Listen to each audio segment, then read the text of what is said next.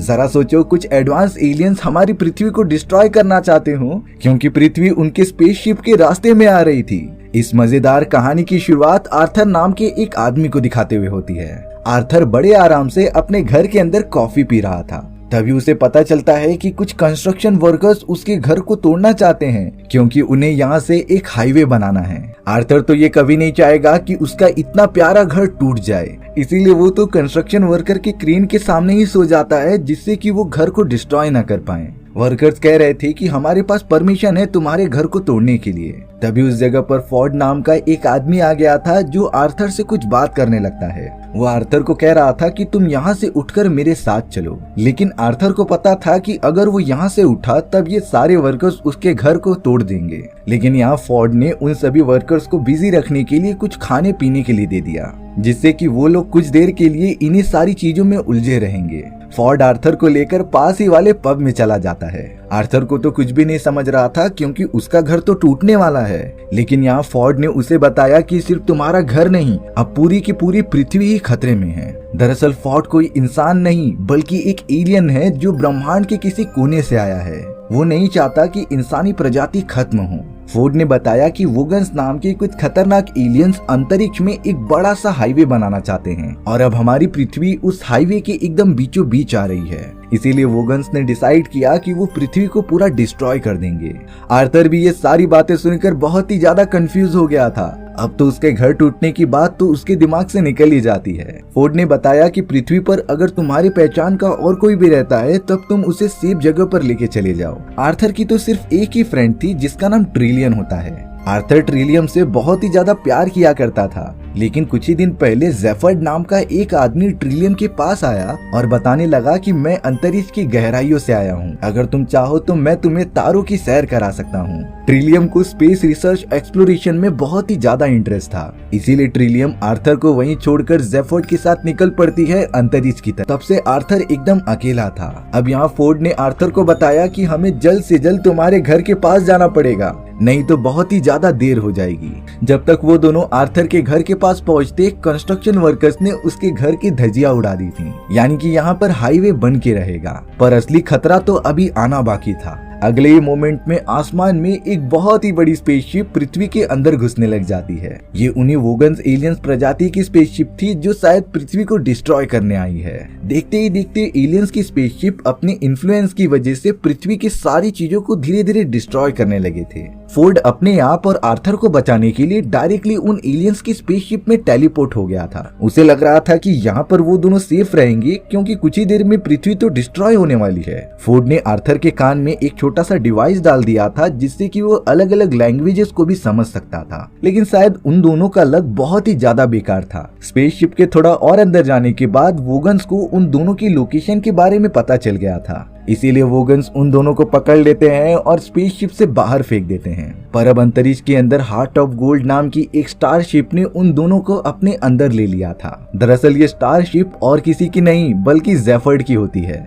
जेफर्ड भी एक तरीके से एलियन था जो फोर्ड का कजिन होता है। आर्थर भी जेफर्ड को इस तरीके से देखकर थोड़ा सा खुश हो गया था। अब हमें उसी स्टारशिप के अंदर ट्रिलियम दिखाई जाती है जो कई महीने पहले जेफर्ड के साथ अंतरिक्ष में निकल चुकी थी और तब से ही ट्रिलियम जेफर्ड के साथ इस स्टारशिप पर मौजूद है। ट्रिलियम ने जब अपने स्टारशिप में आर्थर को देखा तब वो उससे मिलने चली गई। आर्थर भी इतने समय बाद ट्रिलियम को देखकर बहुत ही ज्यादा खुश लग रहा था। ट्रिलियम ने बताया कि मुझे जेफर्ड के साथ एक्सप्लोरेशन करने में काफी मजा आ रहा था, लेकिन कुछ समय बाद मैं अर्थ पर तुम्हारे पास जाने वाली थी, लेकिन बाद में मुझे जेफर्ड ने बताया कि पृथ्वी अब कुछ ही समय में पूरी तरीके से डिस्ट्रॉय होने वाली है, इसीलिए वो यहीं पर रुक गई। अब हमें पता चला कि जेफर्ड ने ये स्टारशिप एलियन से ही चुराई है क्योंकि उसे अपना एक बहुत ही इम्पोर्टेंट काम करना था। साथ ही साथ जेफर्ड चाहता था कि वो इस पूरे ब्रह्मांड का सीक्रेट पता कर ले और यहाँ पर राज करने लग जाए। इसीलिए जेफर्ड स्टारशिप लेकर मैग्रेथिया नाम के एक प्लेनेट पर जाना चाहता था। उस प्लेनेट पर डीप थॉट नाम का एक सुपर कंप्यूटर मौजूद है। उसी से रिलेटेड जेफर्ड एक कहानी बताता है।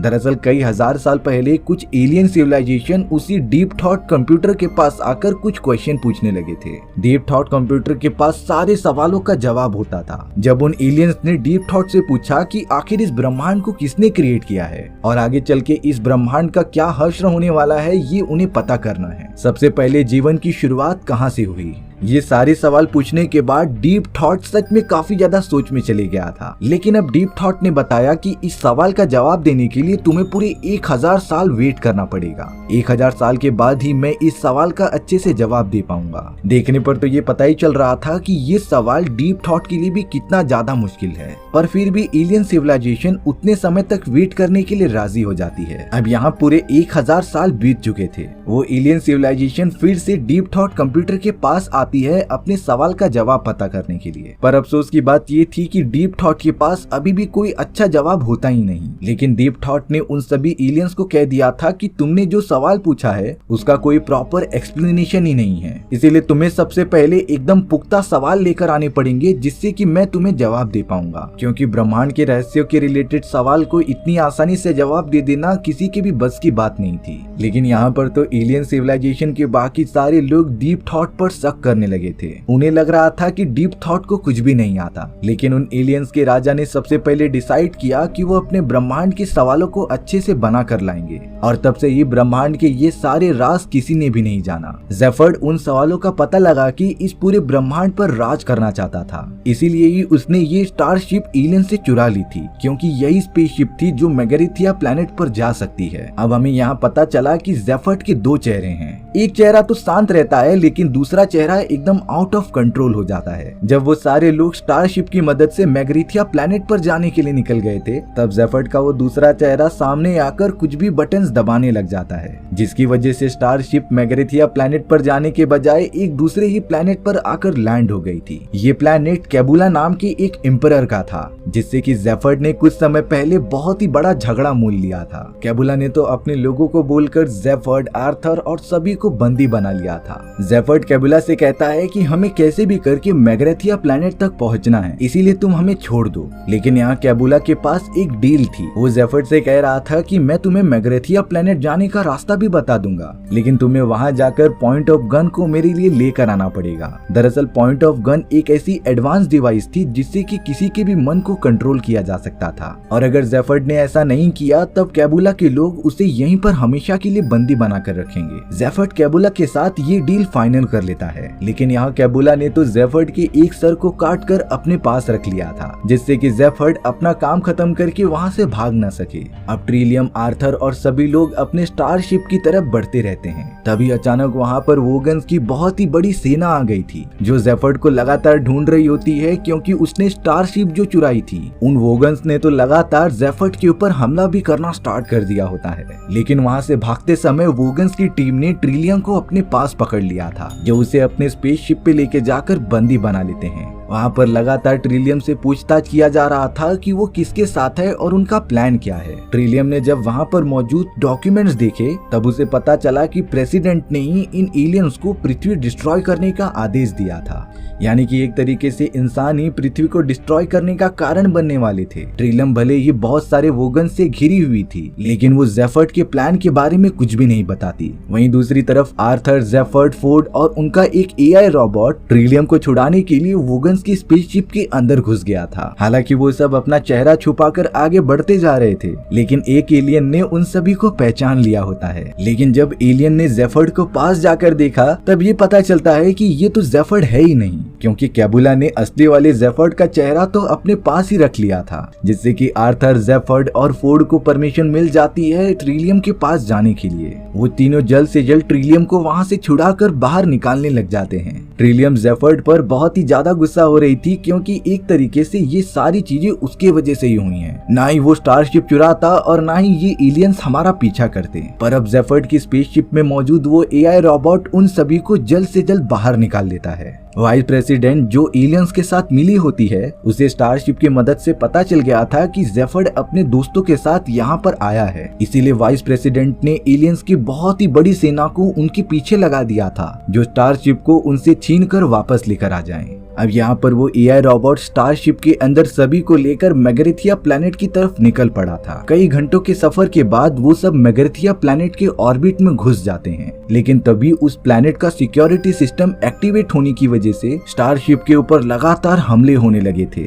वो एआई रोबोट कैसे भी करके स्टारशिप को उन सभी हमले से बचाता है और मेगरेथिया प्लैनेट की तरफ लगातार बढ़ने लगता है। आर्थर, ट्रिलियम, फॉर्ड और जेफर्ड भी पूरी तरीके से परेशान हो गए थे स्टारशिप के अंदर, लेकिन अब वो सब कैसे भी बर्फीले वाले इलाके में लैंड हो जाते हैं। मेगरेथिया प्लैनेट के थोड़ी दूर आगे जाने के बाद वो देखते हैं कि वहाँ पर पहले से ही एक स्पेसशिप क्रैश हुआ है। सभी लोगों को काफी स्ट्रेंज लग रहा था कि इस जगह पर तो स्टारशिप को छोड़कर और कोई नहीं आ सकता, फिर आखिर ये यहाँ पर क्या कर रही है। जेफर्ड इस सवाल का जवाब नहीं देता और उस स्पेसशिप के टूटे हुए मलबे पे एक बटन दबा देता है और ये portal super computer deep thought के पास लेकर जाता था। इसीलिए अब जेफर्ड बिना कुछ सोचे समझे पोर्टल के अंदर चला गया था। जेफर्ड का देखकर ट्रिलियम, फॉर्ड भी अंदर चले जाते हैं। आर्थर यहाँ पर थोड़ा सा डर रहा था, इसीलिए वो अंदर जाने से काफी घबराता रहता है, लेकिन जब तक आर्थर पोर्टल के अंदर गया तब तक वो पोर्टल बंद हो चुका था। यानी कि अब आर्थर एआई रोबोट के साथ वहीं पर फंस चुका है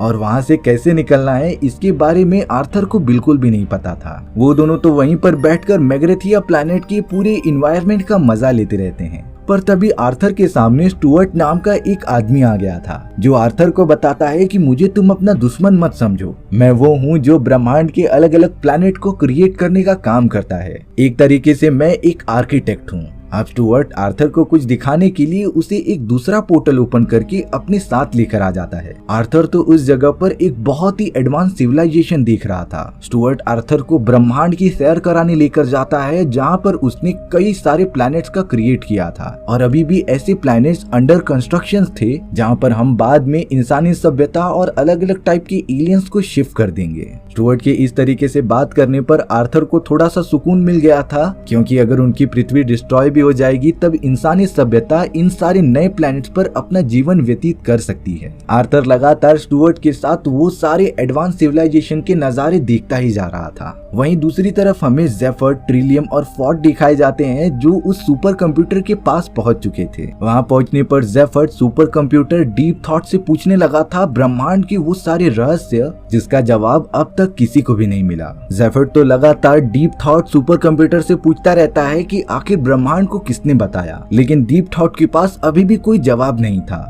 ये सवाल है ही इतना पेचीदा जिसका जवाब इतनी आसानी से नहीं दिया जा सकता। डीप थॉट बताता है कि इन्हें सारे क्रिटिकल सवालों के जवाब देने के लिए मुझसे भी एडवांस सुपर कंप्यूटर अर्थ पर बनाया जाने वाला था, लेकिन अब अर्थ डिस्ट्रॉय होने वाली थी, जिसकी वजह से वो सुपर कंप्यूटर भी नहीं बना जा सकता। यानी कि ब्रह्मांड का ये राज हमेशा के लिए राज ही रहेगा। वो डीप थॉट सुपर कंप्यूटर कहती है कि तुम सब अब मुझे परेशान मत करो, मुझे टीवी देखने दो। अब जेफर्ड, ट्रिलियम और फॉर्ड निराश होकर उस जगह पर चले आए थे जहाँ पर वो पॉइंट गन मौजूद थी। ट्रिलियम तो सबसे पहले उस गन को उठाकर जेफर्ड के ऊपर मार देती है, क्योंकि जेफर्ड की वजह से ही वो आर्थर को छोड़कर उसके पास आई और हमेशा के लिए यहीं पर फंस गई। अब तो शायद आर्थर भी उसे पसंद नहीं करेगा। जेफर्ड अपनी सारी गलतियां मान लेता है, जिसके बाद वो तीनों पोर्टल के रास्ते से वापस जाने लगे थे। लेकिन ये पोर्टल तो किसी अलग ही रास्ते का दिखाई दे रहा था, जिसके अंदर वो तीनों बिना कुछ सोचे समझे अंदर चले जाते हैं। वहीं अब आर्थर लगातार स्टुअर्ट के साथ उसके बनाए गए प्रोजेक्ट्स को देख रहा था। स्टुअर्ट बता रहा था कि पृथ्वी को डिस्ट्रॉय नहीं किया जाना चाहिए था, लेकिन अब ये सारी चीजें उनके हाथ में ना होने के कारण स्टुअर्ट एक नया प्रोजेक्ट कर रहा था, जिसके अंदर वो सेम टू सेम पृथ्वी जैसा एक प्लेनेट बनाएगा। स्टुअर्ट आर्थर को अपने आर्टिफिशियल अर्थ की तरफ लेकर जाता है, जो पूरी की पूरी पृथ्वी जैसी दिख रही थी। वहाँ पर हवा थी, पृथ्वी जैसे इन्वायरमेंट थे और सारी नदियां और पहाड़ मौजूद थे,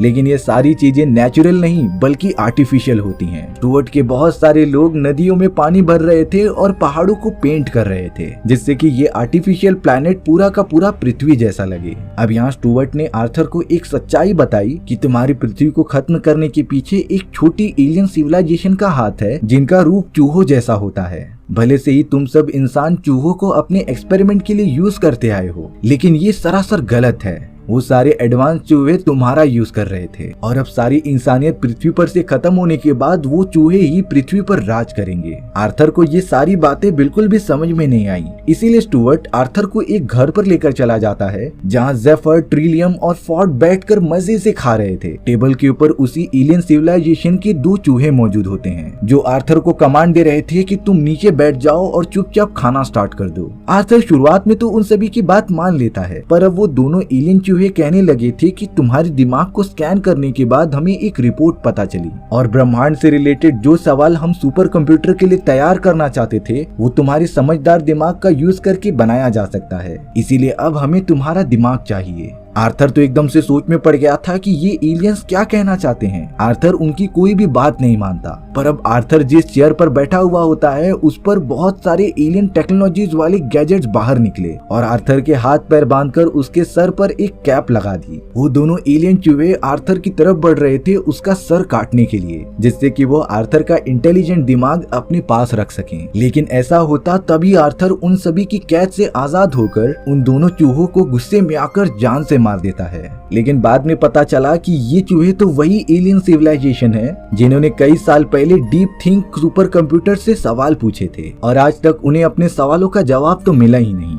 अब देखते ही देखते वोगन्स की एक बहुत ही बड़ी सेना उन सभी को मारने के लिए वहां आ चुकी थी। उन्होंने तो आर्थर के घर पर हमला करना स्टार्ट भी कर दिया होता है। तभी जेफर्ड की वो एआई रोबोट पॉइंट वाली गन अपने हाथ में लेकर उन वोगन्स के ऊपर फायर कर देती है, जिससे कि अब एआई रोबोट वोगन्स को पूरी तरीके से कंट्रोल कर सकती थी। रोबोट ने वोगन्स को आदेश दिया कि वो अपनी स्पेसशिप लेकर वापस लौट जाएं। सारे वोगन्स ऐसा ही करते हैं, यानी कि जेफर्ड, आर्थर और बाकी लोगों के सर से एक मुसीबत तो हमेशा के लिए टल चुकी थी। अब सारे लोग बाहर निकलकर काफी खुश दिखाई दे रहे थे। ट्रिलियम आर्थर से मिलकर उससे माफी मांगती है कि वो उसे इस तरीके से छोड़कर चली गई। ट्रिलियम को लग रहा था कि आर्थर उसके बाद उससे नफरत करने लगा है, लेकिन ऐसा बिल्कुल भी नहीं होता। आर्थर तो ट्रिलियम से उतना ही प्यार करता है जितना पहले करता था और अब दोनों एक साथ फिर से रिलेशन में आ जाते हैं। जेफर्ड भी ट्रिलियम के जाने के बाद वाइस प्रेसिडेंट से क्लोज आ गया था। एक तरीके से सब कुछ नॉर्मल होने लगता है। अब हमारी अर्थ के डिस्ट्रॉय होने के बाद स्टुअर्ट ने जो दूसरी आर्टिफिशियल पृथ्वी बनाई थी वहाँ पर जीवन की शुरुआत होने लग जाती है। भले से ही वहाँ आर्टिफिशियल नेचर थी, पर वो सेम टू सेम पृथ्वी जैसी ही लगती है। पृथ्वी के सारे लोगों को बचाकर यहाँ पर ट्रांसफर कर दिया गया था, जिससे कि इंसानी सभ्यता यहाँ से आगे बढ़ सके। और इसी तरीके से एक पृथ्वी खत्म होने पर हमें एक दूसरा प्लेनेट मिल गया, जिसके बाद ये कहानी यहीं पर खत्म हो जाती है। सो व्यूअर्स, आपको ये स्टोरी कैसी लगी कमेंट सेक्शन में बताना भूलना मत। और अगर आपको मेरा एक्सप्लेनेशन 1% भी अच्छा लगा होगा ना तो वीडियो को लाइक एंड चैनल को सब्सक्राइब जरूर कर देना। मिलते हैं नेक्स्ट वीडियो में,